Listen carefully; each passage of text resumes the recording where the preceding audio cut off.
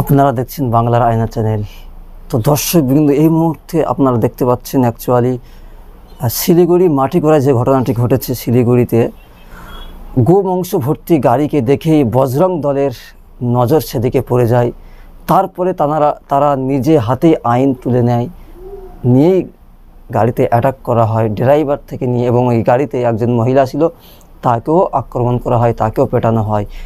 অবশেষে গাড়িতে আগুন লাগিয়ে দেওয়া হয়। তারপরেই গাড়িটি ওখানে পুড়ে ছাই হয়ে যায়। তারপরে আমরা দেখতে পাচ্ছি বিভিন্ন যারা আছেন পুলিশ প্রশাসন এবং দমকল এসে আগুন নেভানোর চেষ্টা করে, এবং ওখানকার স্থায়ী মানুষ তারা কী বলে সেটাও শুনবো।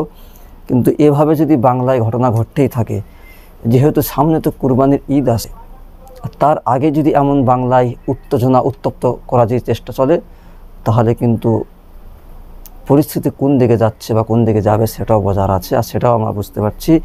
তো দর্শকবৃন্দ, চলুন সরাসরি সেই ভিডিওটি আমরা আগে দেখে নিই। শিলিগুড়িতে গোমাংস ভর্তি গাড়িতে কীভাবে অ্যাটাক করেছে আর কেন অ্যাটাক করেছে, চলুন বিস্তারিত আমরা দেখে নিই। গরুর মাংস নিয়ে আসছিল গাড়ি করে, আমরা দোকান লাগাচ্ছিলাম, তখন ওই বজরং দলের ছেলেগুলা এখানে দাঁড়াচ্ছিল পাঁচটা থেকে। তারপরে ধরা হয়েছে, ধরে ড্রাইভারকে মারা হয়েছে। গ্রেপ্তার করা হয়েছে? গ্রেপ্তার তো করা হয়নি, পুলিশ নিয়ে গেছে। পুলিশ নিয়ে গেছে? কয়জন ছিল গাড়িতে? গাড়িতে দুইজন ছিল, একটা মহিলা ছিল আর একটা ড্রাইভার ছিল, ছেলে ছিল। কোথায় নিয়ে যাচ্ছিল কিছু জানা গেছে? না, ওটা জানি না কোথায় নিয়ে গেছে।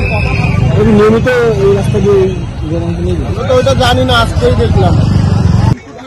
यहाँ से गाय की तस्करी हो रही है, तो हम लोग यहाँ पे गाड़ी के पीछे पीछे गए थे, तो हम लोग देखे थे कि नक्सलवाड़ी तक गए थे, जो कि नक्सलवाड़ी में हर वीक कटता है, जो कि हम लोग को सूचित मिला पर दिन वहाँ पे कटता है। तो हम लोग पीछा करते हुए गए थे।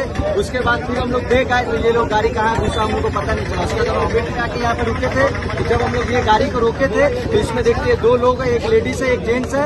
उसके बाद जब हम लोग गाड़ी को रोके तो वो लोग उल्टा हम लोग पे हमला कर दिया, ताकि हम लोग गाड़ी के चाबी लिए। उसके बाद हम लोग के साथ पूरा पब्लिक आया, तो हम लोग बच पहने थे, ये लोग उल्टा हम लोग को मार देता। ऐसा हो रहा, हम ही लोग बचा रहे, हम ही लोग को मार रहा है। अभी भी पुलिस को बिलीव नहीं हो रहा है कि ये गौमांस है, वो अभी भी बोल रहा है ये गौमांस है, जिसके लिए ये यहाँ पे भेज रहे हैं चेक करने के लिए। Comments please. ठीक है। और यहाँ पे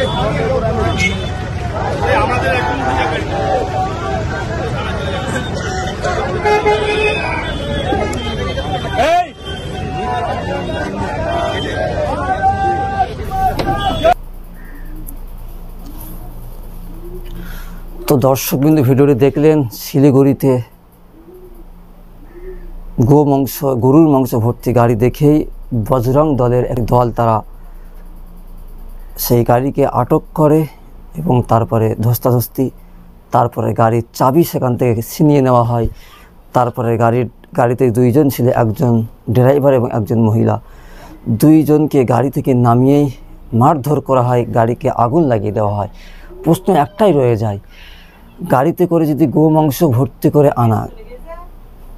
গরুর মাংস গাড়িতে করে যদি আনা হয়, এটা যদি অপরাধ হয়, আইন বিরোধী হয়, সংবিধান বিরোধী যদি হয়, তাহলে আইন আছে, দেশের আইন আছে, থানা আছে, আইনের উপর ভরসা রাখুন, সেটা পুলিশ দেখবে।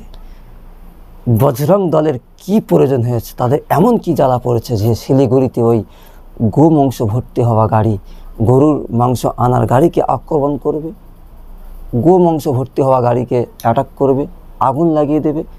এটা কি সরকার দায়িত্ব দিয়েছে? আর বজরং দলের সরকার কি বজরং দলের দায়িত্ব দিয়েছেন যে গোটা বাংলায় বিভিন্ন দেশে যেখানেই গোমাংস রপ্তানি বা গোমাংস দেখতেই পাবে সেখানে অ্যাটাক করবে? অতএব বজরং দলের একটা মিশন হলো, সামনে কুরবানি ঈদ, এই উপলক্ষে যদি বাংলার বিভিন্ন প্রান্তে শিলিগুড়ি থেকে কোচবিহার থেকে কাকদ্বীপ যদি বাংলার প্রান্তে যদি এমন ঘটনা ঘটানো হয়, তাহলে ওই শিলিগুড়ির ঘটনার তাপমাত্রা, তার ইস্যু কিন্তু বাংলার বিভিন্ন প্রান্তে ছড়িয়ে পড়বে। এটা কিন্তু বজরং দলের একটা নিশানা। অবশ্যই আপনারা শান্তিপ্রিয় মানুষ, এটাকে নজর রাখবেন। তবে দর্শকবৃন্দ, অবশেষে বলি, বাংলার আয়না চ্যানেলটাকে সাপোর্ট করবেন, সত্যের পাশে শক্তভাবে বাংলার আয়না চ্যানেল।